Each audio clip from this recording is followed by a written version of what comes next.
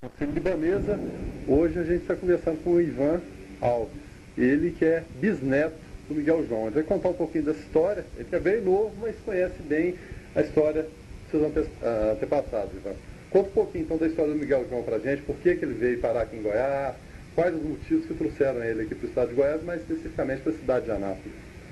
Quando ele aportou no Porto de Santos, ele veio seguindo a estrada de ferro.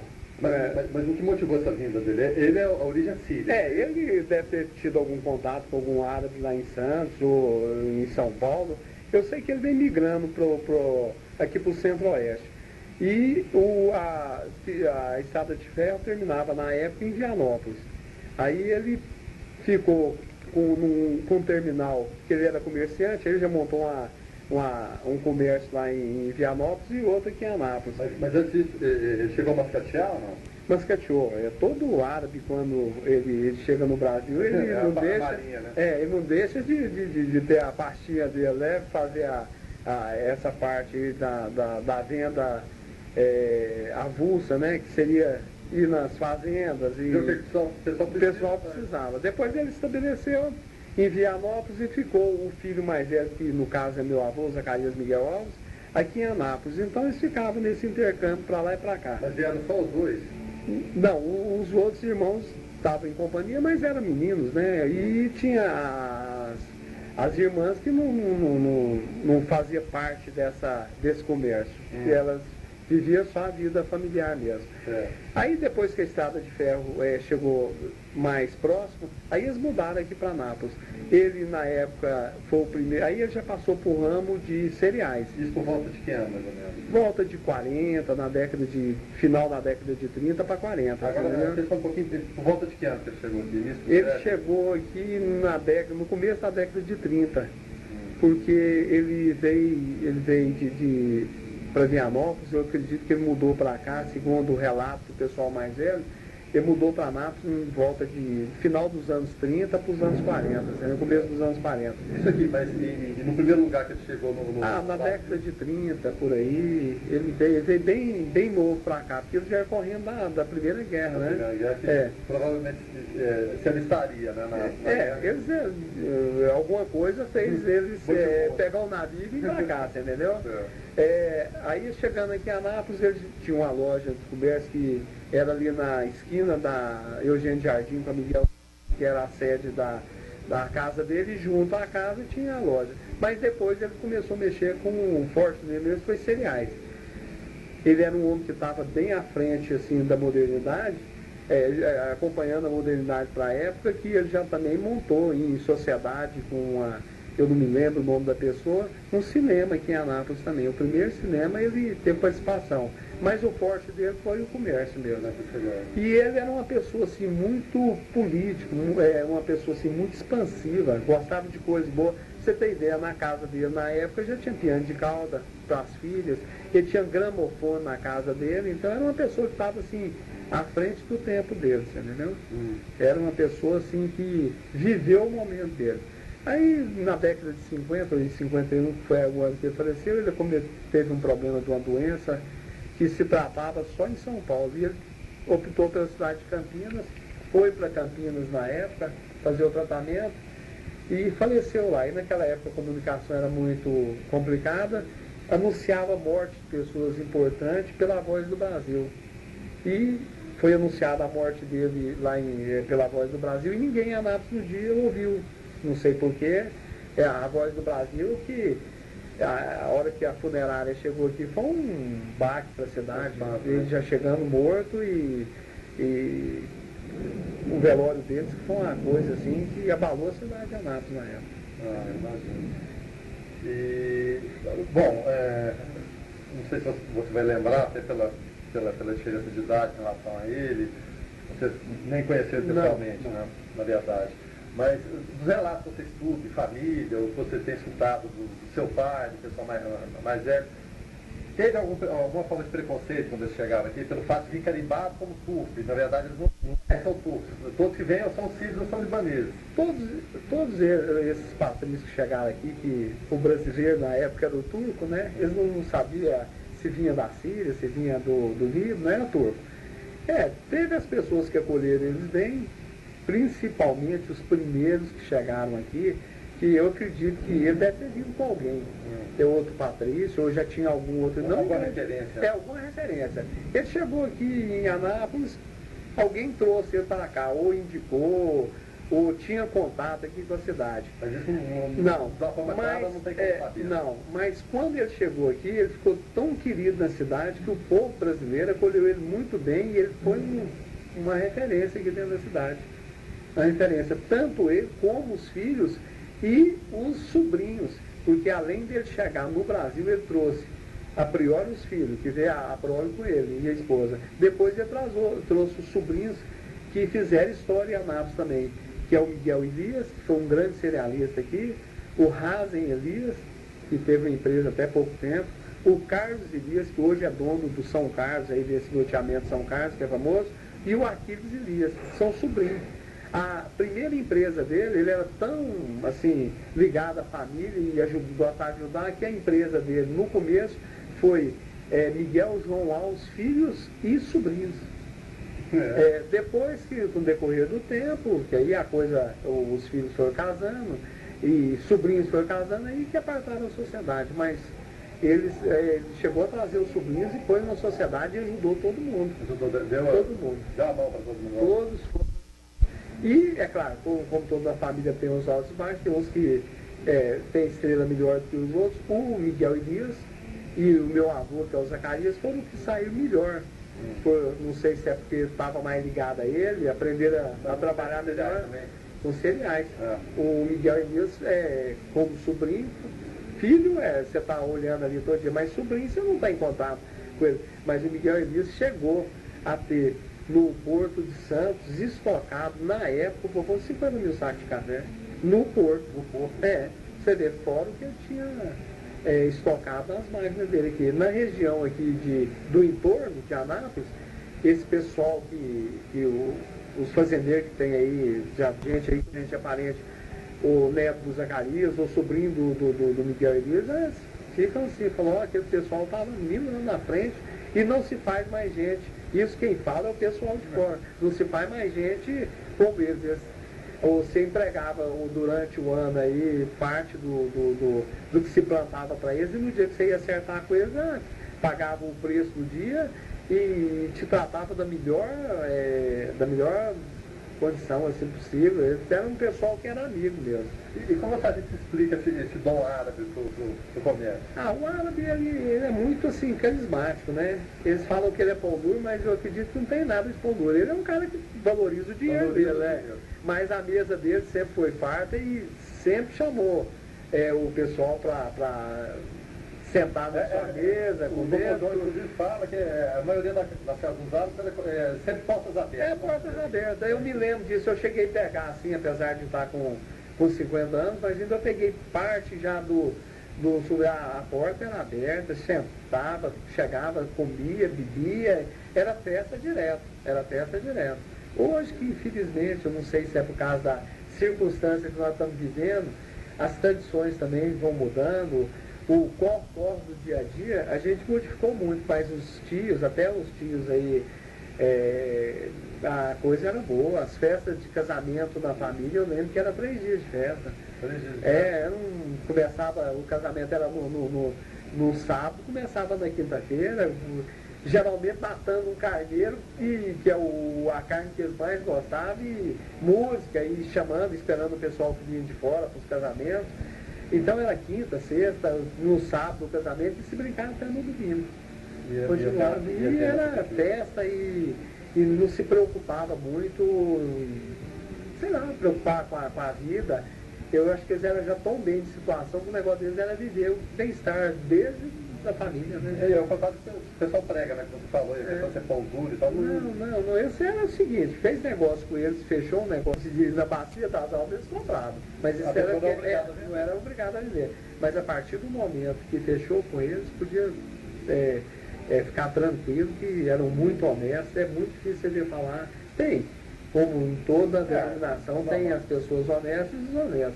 Mas é muito difícil falar do pessoal árabe que tivesse um desonesto, principalmente que as primeiras que vieram, porque eles foram um ponto de referência, né? Aí em cima deles que a família, se eles fossem uma pessoa de índole ruim, é claro que podia refletir na família todinha, até a terceira, a quarta geração deles, mas deixar só coisa boa aqui, viu? E a gente sente saudade. Apesar de eu não ter convivido... Nem com sua bisavó? Não, a bisavó e ele não. Nem meu pai. Meu pai, quando faleceu, ele faleceu, acho que meu pai tinha por volta de 9, 10 anos, meu pai 31. Qual o nome do seu pai? Amil Zacarias Alves, conhecido como Barrige. Meu pai foi conhecido aqui na cidade como Barrige. E sua mãe, o nome? Maria Aparecida Lasmar Alves. Vamos aproveitar o embalo. Então, e os filhos dessa união? Ivan, Eliane, Zacarias, Miguel Alves Neto, né, Arnaldo e Marcelo Lasmar Alves, eles faleceram. Faleceu com 39 anos, foi uma pessoa também do naipe deles. Esse foi o irmão que mais foi conhecido aqui, foi um sujeito que morreu de acidente com 39 anos, muito conhecido na cidade de Anápolis, formado em Direito, e focou o ramo dele no comércio frigorífico. Ele tinha um frigorífico em Lusiane e vários patrícios que estão aqui hoje, inclusive, citando o nome aqui, o irmão do professor João Asmar, o Abrão, negociou muito com ele. Eu sei que a perda desse irmão meu, eu não estou falando pela semana, foi assim, abalou a coisa, e é bisneto do Miguel João, quer dizer, essa índole de comércio, de ser agradável, tudo isso aí nós herdamos do bisavô. Prova é esse irmão que a gente viu quem era ele no dia do velório dele e abalou a cidade de Anápolis. Até hoje a gente nunca encontrou alguém que viesse desmerecer o nome dele, entendeu? Isso é importante a lembrança da gente. Foi o primeiro neto do Zacarias que faleceu. De 34, de 35 netos, ele foi o primeiro. E era uma referência na família. Inclusive o pessoal mais antigo falava que o Marcelo tinha muito do Miguel João. Do meu avô, assim, o pessoal que conheceu os dois. O meu avô, o filho, o Zacarias, meu avô foi um sujeito honesto, bom, mas não tinha o espírito festivo do Miguel João, do pai. Já o Marcelo tinha a honestidade do avô, que era o Zacarias, e o espírito festivo e de amizade do Miguel João. Isso é o pessoal antigo que fala, você entendeu? E voltando até um pouquinho do tempo, então, você lembra de algum fato pitoresco, alguma coisa que te contaram, do seu bisavô, Miguel João? Sempre usaram, você tem uma história engraçada para contar? As festas. O que acontecia nessas festas? As festas, diz que do momento que começava, terminava o casamento, aí que o padre, como se diz, encerrava o casamento, diz que ele era o primeiro a ir para a pista de dança e dançava, e ria e brincava. E aquela pessoa que não queria dançar, ou seja, ele homem ou mulher, que ele animava, vamos dançar, puxava todo mundo para dançar. Isso que era uma satisfação, assim, que uma coisa que não tinha explicação. Mas você é brasileiro, na verdade. Não, ele prova que ele chegou no Brasil, o nome dele, quando ele deportou, era Mikhail Hanna Habesh. Aí ele chegou... E na tradução literal? Mikhail, Miguel, né? João Alves. O Alves é tradução de peru, porque o Habesh. Como Rajar é pedra, eles mexiam com pedra lá na Síria, é o Rajar. O nosso, acho que alguém lá mexeu com a criação de peru, o Alves virou peru. E ele chegando aqui no Brasil, a primeira coisa que ele falou, eu não vou voltar nunca mais para lugar nenhum. Então, como que se escreve Mikhail Hanna Habesh? Traduz meu nome. Miguel João Alves. Ele pediu isso logo que chegou aqui? Lá no Porto Santos. E sem nem conhecer a terra? Nada, ele já bateu o olho e falou, isso aqui é o melhor lugar, isso aqui é o paraíso. E já foi prova, se ele tivesse intenção de voltar um dia, eu não ia pedir para nacionalizar o nome dele, né? Miguel João Alves, e ele fez a vida dele aqui, ele falava que isso aqui era o paraíso, era o melhor lugar do mundo, segundo os tios falam. E se fala muito dos homens, mas e da sua bisavó? O que o pessoal fala dela? A minha bisavó, ela tinha um perfil diferente dele, ela era mais complicada um pouco. Origem síria também? De origem síria. E eles moravam ali na praça da Miguel, na esquina da Miguel João pelo Eugênio Jardim, e eles falam que quando chegava alguém que a porta da casa dele era aberta, entrava e saía qualquer hora.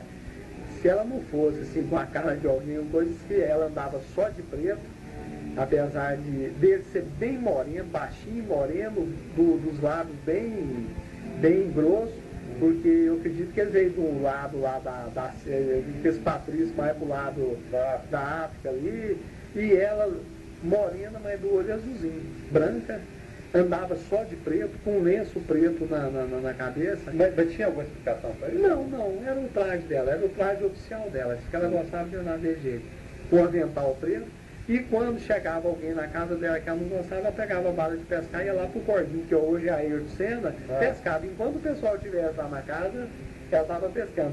Ela tinha, não dava. Ela tinha era o oposto dele. Era o oposto dele, o que tinha ele. E ele, assim, até pela tradição árabe, aquela coisa patriarcal, aquela coisa toda, ele não tentava impor para cima dela, você tem que ficar aqui. Não, eu acredito que ele viu que eu era daquele jeito, não devia ter lá seus contratempos, né? Mas o relato da família é que ele vivia muito bem. Agora, as filhas dele foram criadas assim, berço e ouro na época. O que ele tinha de mais moderno e de mais sofisticado na época deles, como piano de cauda, volta a relatar, gramofone. Mas ele tinha estudo ou não? Tinha. Não, estudo não tinha estudo. Não, ele lia, escrevia muito mal, dava pro gato, fazia, disse que era muito bom de conta, não tem explicação, muito bom de conta, mas não teve estudo nenhum. Como meu avô, que já era filho, também não teve estudo, mas meu avô sentava numa máquina, ele redigia um texto para você, não tinha, era a concordância para escrever, pontuação, esse negócio, mas o que ele punha na máquina, você via beleza. Tinha alguns erros de português, por causa que não foi alfabetizado, era bom de conta também, e assim os outros filhos também. Mas era da tradição árabe, querer que os filhos da tradição árabe. O único que ele investiu nele mesmo, que queria fazer dele um médico, foi o Ramos, que era o caçula. Mandou ele para o Rio de Janeiro para tentar fazer dele um médico, mas chegando lá, ele parece que não era do ramo também. Ele não era do ramo. E acabou também não formando em nada. Esse foi o que mais estudou um pouquinho. Certo. E dos outros filhos aqui, o Zacarias, por exemplo? O Zacarias, no caso, meu avô, esse aí foi um grande cerealista em Anápolis, fazendeiro, deixou uma fazenda aqui no município de Goianápolis grande, deixou um prédio construído que é o Palace Hotel na Praça Bom Jesus, deixou vários imóveis em Goiânia, acreditou em Brasília, acreditou em Goiânia na época. Esse aí, em termos financeiros e de progresso da Irmandade, foi o melhor. E a Tereza? A Tereza era casada com o senhor José Férez, que era dono do Alto Férez. Foi uma pessoa também muito boa, que faleceu tem uns 2 a 3 anos atrás. Foi uma pessoa também que estava à frente do tempo dele, viver muito bem, apesar dela ter falecido nova. A Francisca e a Zaira foram casados com o Michel Aidar, que é pai do Salé. É uma pessoa muito conhecida aqui dentro de Anápolis, o Salé. Ele é filho da Zaira. Com um ano que ele veio ao mundo, a mãe faleceu. Aí o Michel casou. Faleceu? O Michel casou com a cunhada, que era a Francisca, que tinha um apelido de chiqueza. De tão grande era a vaidade dela que, por falar, não, ela vive chique, ela pegou o apelido de chiqueza. Chiqueza Alves, não Chiqueza Alves, não Francisca Alves, né? E o Abrão foi um comerciante, assim, daqueles, assim, não era ruim de situação, mas também não teve... Estava na média. Na média. Foi uma pessoa que criou a família, dentro dos padrões que ele pôde criar, uma família bem sucedida. E o Ramos Alves foi o caçula que não deixou de gastar um pouco de dinheiro, entendeu? Naturalmente, o caçula é isso aí. O caçula é o que o pai queria que fosse médico, não foi. Mexeu com a aviação na época o avião era uma coisa sofisticada, investiu nesse ramo aí, teve bons amigos na época aqui, foi um playboy da época. É um bom vivan. Deixou uma família também, assim, usou das benesses que a vida proporcionou ele, mas deixou a família bem, tudo, e foi uma pessoa muito boa. O Ramos foi um cara excelente. Esse aí, tanto a água subia como descia, era uma pessoa muito boa, um time muito bom. Esse eu tive convivência, assim, morava de frente à minha casa, nós convivemos muito com ele. Era um tizão. E a convivência com o seu Zacarias, que era o seu avô? Meu avô era... E a sua avó, que era a Safira? Meu avô é uma pessoa muito boa, muito metódico, muito sério nos negócios dele. E a minha avó muito dura. Minha avó foi uma pessoa que não estudou, mas os dois já brasileiros. Brasileiros, não. Vieram de lá. Vieram também junto com... A minha avó veio o pai dela veio da Síria também. Também Meu avô casou com ela em Vianópolis, conheceu. Ele estava noivo de uma pessoa, viu ela. E nessa história aí, quando o Miguel João veio para o Brasil, ele trouxe uma concunhada, que chamava Tacla Davi. Qual que é o nome? Tacla Davi. É. Muita gente da geração atual, aí os sessentões de hoje, conheceu a Tacla Davi, que ela morou 40 anos na fazenda sozinha, no município de Goianápolis. Então essa fazenda foi muito frequentada pelos patrícios da época, da colônia. Vamos para a fazenda sozinha, a fazenda teve assim, um N de almoço, de churrasco na época. Era um clube da época que a patriçada... Nunca casou? Nunca casou. A Tacla Davi, eu conheci ela. Ela morreu em 80, com quase 100 anos, você entendeu? Foi uma pessoa muito boa. Era o oposto da Maria Davi, que era irmã. Também muito animada, estilo Miguel João. Você entendeu? Ela que deveria ter sido casada com ele, não a Maria Davi, porque os dois estavam muito bem, entendeu? Prova é que ela recebia todo mundo na casa dela, lá na fazenda, que é a sede está lá hoje, é do irmão caçula do meu pai, que chama Will Zacarias, que é o único homem dos filhos do Zacarias que está vivo. A sede lá foi feita pelo Miguel João em 41, uma casa muito boa, até hoje é uma casa moderna, assim, apesar de ser antiga, mas é uma casa moderna. E você recebia os patrícios todos lá. Quando eu era menino, eu me lembro de... Não é só os patrícios que iam, não, muito brasileiro. Senador Sócrates Diniz frequentava lá. Doutor Raul Balduino, Bonfim da Badia, doutor Oscar Júnior. O pessoal mais influente. O pessoal influente da época frequentou isso lá. Eu, como menino, eu lembro deles, entendeu? Então foi um pessoal que o seu Miguel Rajar ia muito lá, esse pessoal do o avô do Jardim frequentou muito lá, o próprio Jorge Rajar, eu lembro do Jorge Rajar lá, como gente da geração do Jorge, porque na época minhas tias e meu pai regulava mais ou menos a idade com eles, então eles tinham essa afinidade e não deixou de frequentar lá. E como que era o avô e a avó árabe? Eles eram rigorosos? Meu avô foi um cara assim, muito sério. Ele determinava alguma coisa para você, você tinha que cumprir com isso. Se não fizesse, se você fizesse direitinho, parabéns para você, você fez sua obrigação. Se não fizesse, ele falava, mas você é isso, aquilo, fazia as reclamações dela. E a minha avó dura. A minha avó era aquela analfabeta que não queria ver ninguém na família sem estudo. Prova é que eu tinha quando eu era novo, eu tinha um problema sério de ir na escola, matava muita aula, esse negócio, e minha mãe, meu pai, né? Então eu tinha aquelas aulas de recuperação, minha avó chegou a me levar eu na escola e sentar ao meu lado para a aula de recuperação. Para acompanhar? E vigiando, você vê, eu sou o quarto neto de 35 netos, e ela chegou a fazer isso, ela falou assim, você vai puxar enxada? Falava desse jeito. Porque você pode ter o melhor, por que você vai puxar enxada? Falava desse jeito. Minha avó foi uma pessoa também que tudo que meu avô fez de bom, inclusive a construção do Palácio Hotel. Ela falou, nós vamos comprar uma esquina lá em Anápolis, aqui em Anápolis, e vamos fazer um hotel. Meu avô falou, você está ficando doido, Sarreira?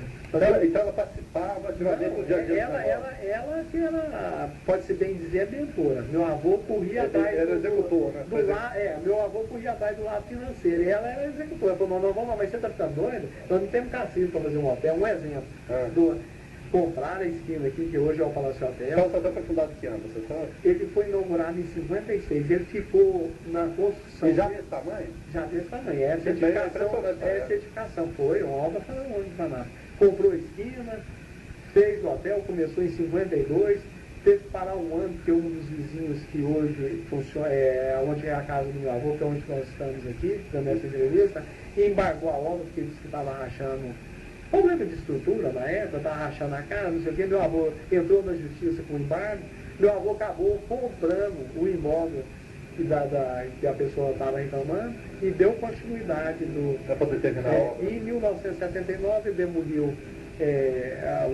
seria o imóvel dele, construiu uma casa dele que morava no Eugênio Jardim, mudou aqui para a Praça Bom Jesus, que tem a residência aqui até hoje, e faleceu aqui na Praça Bom Jesus em 79, minha avó em 90. Aliás, Meu avô construiu em 79, faleceu em 86, a minha avó em 90. O Paulo Sotão ainda é da família? Da família. Hoje está na mão das minhas tias.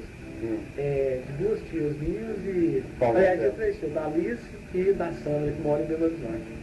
Certo? E as outras, os outros patrimônios que meu avô deixou foi distribuído para a família. Foi dividido para a família. Como a fazenda sozinha hoje é parte de um tio, que é o Wilson Zacarias, que é a sede que era do Miguel João, para você ter ideia. A primeira escritura da fazenda é de 1917. Você vê que ponto. E o Miguel João não conhecia de fazenda. Nada. Aí eles perguntavam, mas seu Miguel, para que comprar? Valoriza um dia. Falava desse jeito, você vê o tanto que ele está na frente. O Miguel Elias, que era sobrinho disso, disse que o Miguel Elias chegou uma vez em Brasília e alguém de corretor, ali no palácio, na esplanada do Ministério, que seria o centro de Brasília, o Miolim de Brasília, disse na função, falou, seu Miguel, tem um lote para vender, aonde? Você olhava assim, falou, o senhor está vendo aonde que é o infinito aqui? Ele falou, como que é lá? Falou, compra lá, e alguém estava lá, mas Miguel, você está ficando doido? Você vai comprar lá? Não serve para mim hoje, mas serve para o neto meu amanhã. E hoje seria a parte sul de Brasília, que é o Lago Sul ali. Você vê que mais valorizado. Para você ter ideia também, o Carlos Elias, que também era um homem, apesar de ser menos evoluído, não tinha a garra que o Miguel tinha, que era irmão, ele comprou o São Carlos. Mas o centro de Anápolis está aqui, onde que está o São Carlos hoje? Mas você está ficando doido? Você vai comprar uma coisa lá fora da cidade, no centro? Não, deixa, amanhã serve. Os netos hoje estão usufruindo e fizeram o loteamento. O Miguel Elias comprou ali o Ana Paula, comprou o Adriana Parque depois da Janhara. Mas Miguel, você está ficando doido? Como você compra uma coisa lá no Canadá, onde está o centro? Não, os netos lotearam. E não foi o fato acontecido.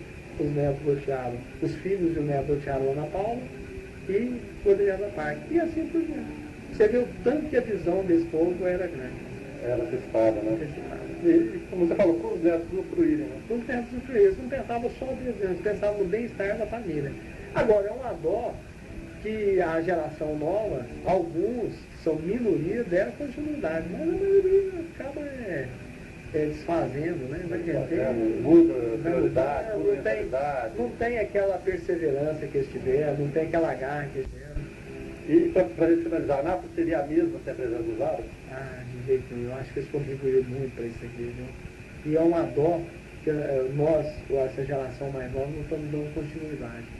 Nós abrasileiramos nos nossos casamentos, a tendência é puxar para o lado da mulher, os filhos também sempre vai, e os avós já vão, como no caso meu pai já faleceu, quer dizer, já não tem aquela pessoa para cobrar a tradição, né? Meu avô também já foi. Então a coisa vai brasileirando, não é que a gente tem nada contra os brasileiros, mas a tradição está perdendo. Eu não acredito que não é só nos árabes, né? Em qualquer outro segmento. Faz Anápolis, tem os árabes. Prova é que toda esquina de Anápolis tem um marco de um árabe, né? Então onde você vai tem um marco de um árabe, né? Uma esquina que morou um árabe. Tá certo, né? Agradeço então a entrevista, contar um pouquinho dessa história pra gente. Eu fico muito agradecido e eu acho que a gente tem que resgatar isso, porque se a gente não resgatar essa memória aí, daqui uns dias ninguém sabe quem foi usado dentro da cidade de Anápolis. Tá certo, então. Obrigado.